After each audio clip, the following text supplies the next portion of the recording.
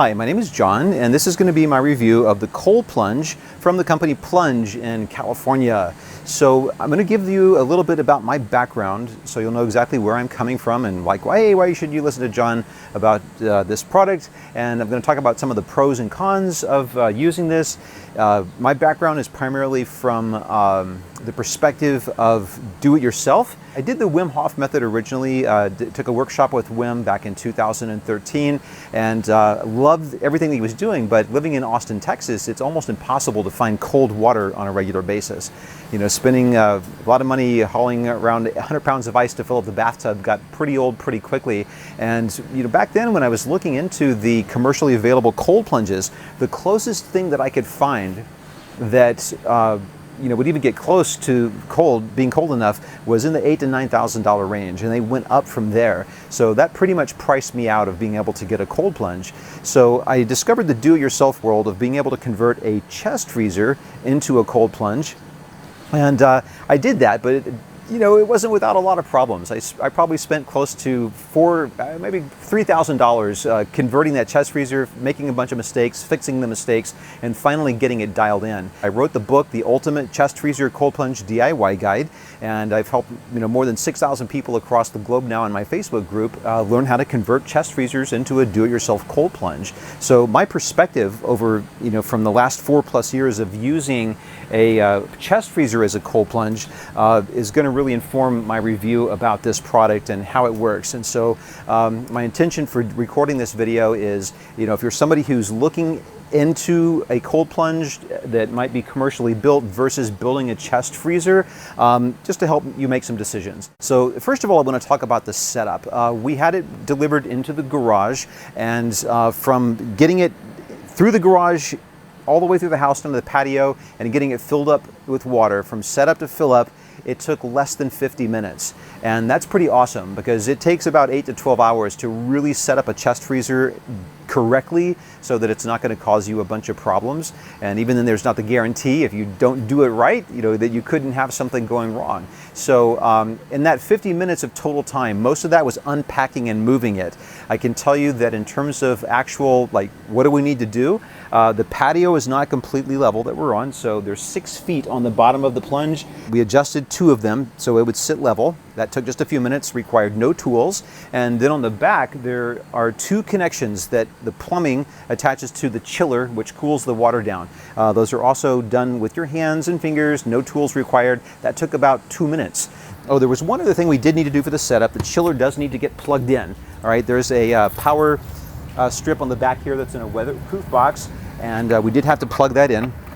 So that was about it for the setup. So between the feet and the 2 actual connections that we needed to set it up, it took less than 10 actual minutes. So if you're looking for something that's really easy and is really almost virtually plug and play, then this has definitely got an advantage over a typical chest freezer.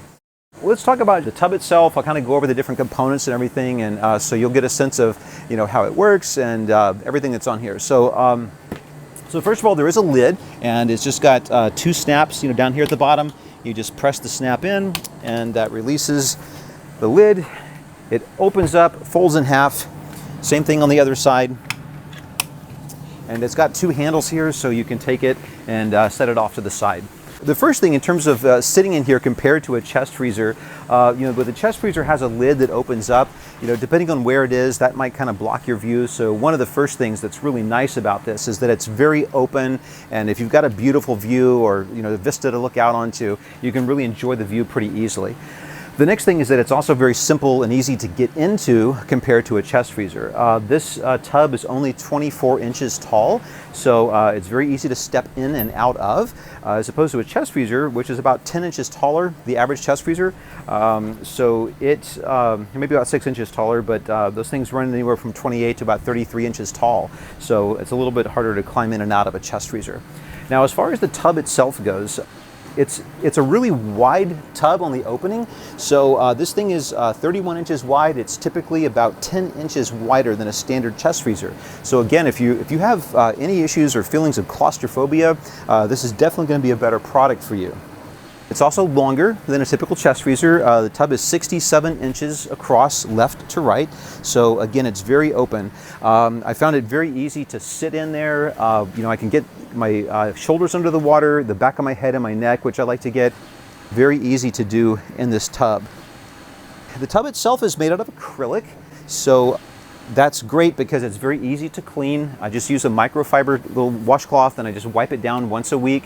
It's really simple. There is a 15-foot extension cord on the plunge.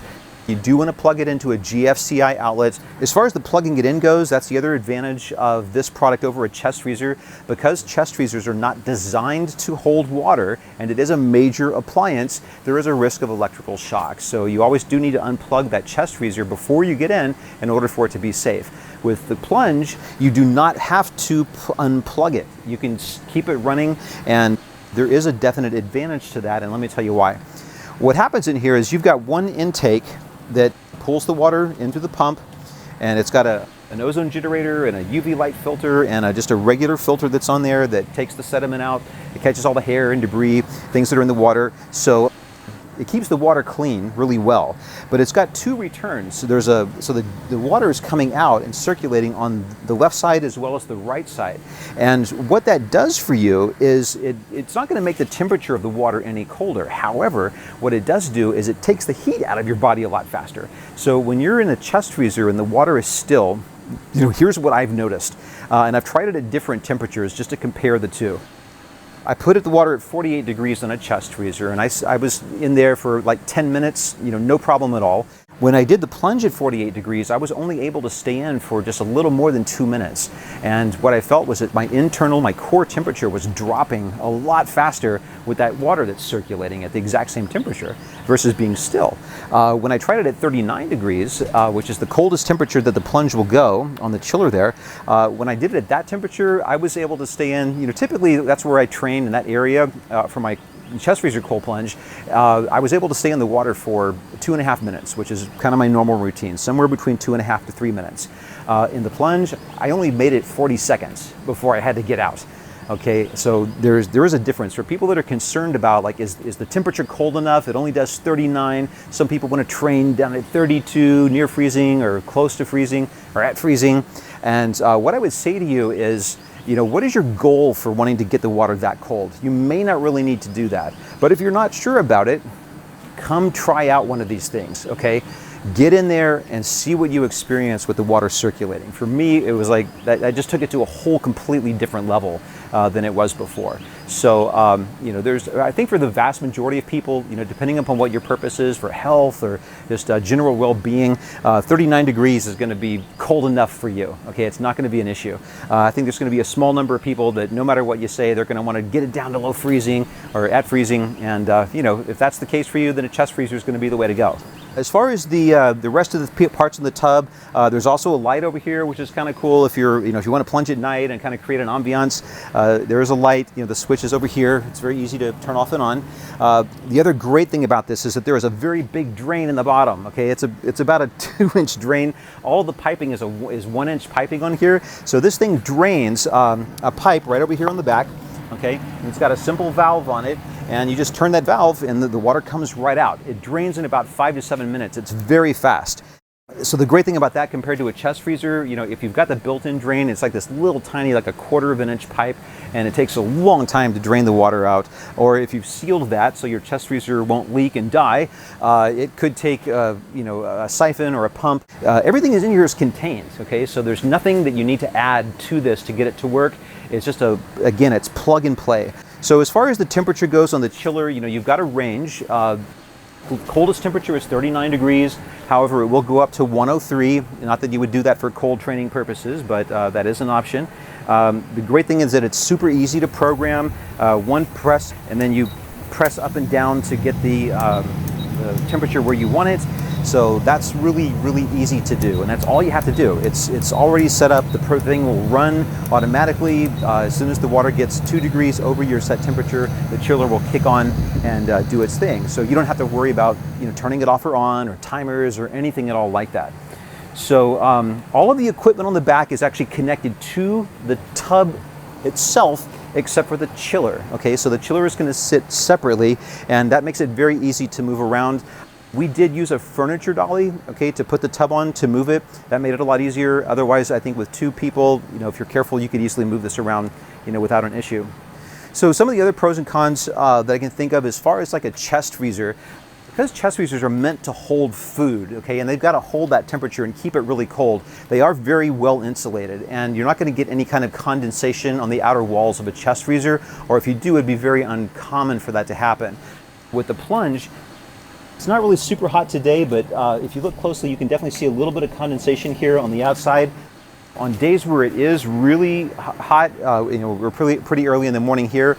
Typically, over the last several weeks, when I'd come out at the same time, there's quite a bit of condensation on the tub here, and you can also see the condensation that's on the ground. So there's also condensation that's going to build up on all of the piping and the filter and the pump and everything back here. So you are going to have some water. If you're in a very hot or humid climate, you will have some water on the ground, and that's something that you want to keep in mind. If you do have it inside, if you're in a temperature-controlled environment, the condensation is probably not going to be a big deal. As far as maintenance of the product, again, all you really need to do is change out that filter. I would say once a month is a good amount of time to clean the filter with. There is a wrench that comes with it. They forgot to send it, put it in the box with everything that we had. Not a big deal because you don't have to change the filter immediately. But the customer service was great. We said, hey, we didn't get the wrench. And they sent it right out. But one of the nice things about the filter is that it's got a clear housing on it, so you can actually just take a quick peek down there and see if it's gotten dirty or gunked up.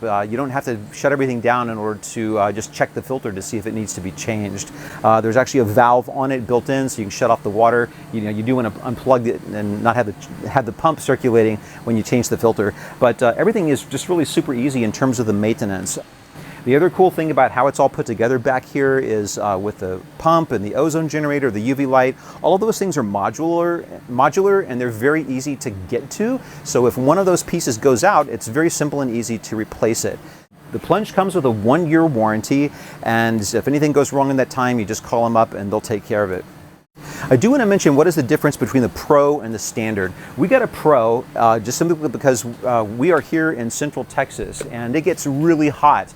On days when it's 90 degrees during the day, it could actually be 85 at night. So it does get really, really hot here. So the main difference between the two really boils down to one thing. It's the power of the chiller.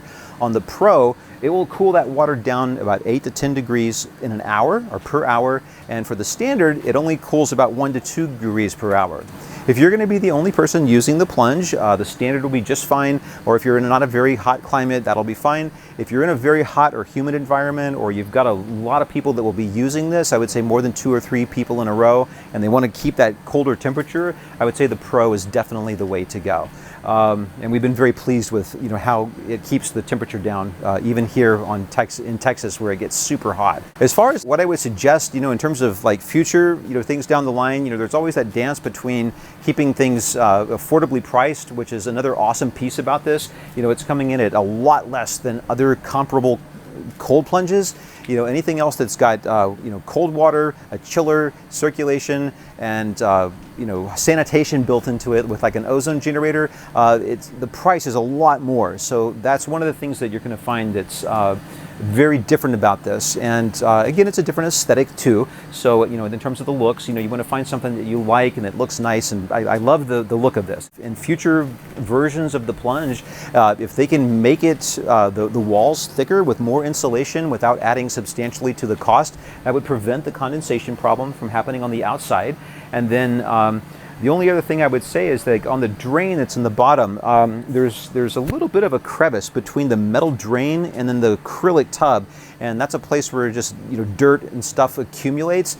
And I would like to see maybe just a better I guess, connection between that metal drain and the rest of the tub, so stuff won't accumulate down there. It was fairly easy to clean it. It was just a matter of wiping it away and just using some water to flush it down the drain, so it cleaned pretty easily. And what this is, it's a symptom of the ozone generator actually doing its thing. The ozone keeps the water crystal clear, but it's not going to clean your walls or floor for you. There's only one other thing that I can think of to mention, and that is that on the light, on the inside of that glass cover, there is some condensation forming in there. I have not been a pool owner or a spa owner, so I don't know if that's normal. Of course, we're talking about a pretty extreme temperature differential, so that might be something that's either normal or it might be something that needs to get looked at a little more closely. If you do want to plunge, everything is linked down below. I do want you to know that I'm an affiliate for the program. After I chatted with Michael, I was so impressed with this product. He answered all my crazy questions. Just from my background of doing all this do-it-yourself stuff, I had a lot of questions about what could go wrong and how does it work. And he answered all my questions for me, and I got excited enough about the product that I did become an affiliate for the program. If you do use my affiliate code Richter, R-I-C-H-T-E-R, you do get a discount on your purchase of the plunge, and I receive a small commission which helps me support my family. So, and that's greatly appreciated. Now, if you also have questions about the plunge, feel free to comment below or ask me. I'm happy to answer questions about it, either using it or any of the technical pieces. I'd love to chat about this thing. And if you're in Central Texas and you want to try one out, if you want to take a test drive before you buy one, come and use it. Just let me know. I typically am available on Saturday mornings. It's a great time, but we could arrange another time with enough advance notice. I want you to be able to get the experience, in your body, or of having your body in here and the cold water and the circulating water, so you can really know for yourself if this is something that you're going to totally love and get into or not, before you make the investment. So I'm happy to do that for you. Anyway, you can just make a comment below. You can also reach me on my Facebook group, which is Chest Freezer Cold Plunge, or you can reach me on my website at chestfreezercoldplunge.com. Just click the contact link and fill out the form there and shoot me a message. So happy cold plunging, everybody.